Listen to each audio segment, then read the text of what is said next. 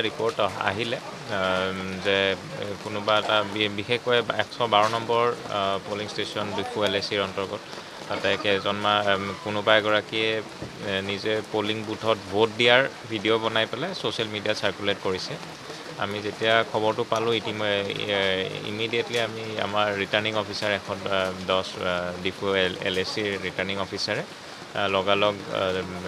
FIR register কৰিছে আৰু আমাৰ ফালৰ পৰা আমাৰ বিভাগীয় তদন্ত আৰম্ভ কৰিছোঁ যে কি ধৰণে এনেকুৱা এটা ভিতৰত তেওঁ মোবাইল লৈ যাব পৰা ব্যৱস্থা হ'ল বা কেনেকৈ সোমালে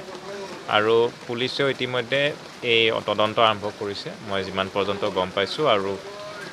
যিগৰাকী ব্যক্তিয়ে এইটো ছ'চিয়েল মিডিয়াত শ্বেয়াৰ কৰিছে তেওঁক অনুসন্ধান আৰম্ভ কৰিছে পুলিচৰ ফালৰ পৰা আমি অতি শীঘ্ৰে কিবা এটা তেওঁৰ ওপৰত ব্যৱস্থা লোৱা হ'ব বুলি আমি আশা কৰিছোঁ। এনেকুৱা ধৰণৰ কোনো আমি এতিয়ালৈ খবৰ পোৱা নাই আৰু ক'ৰবাত আমাৰ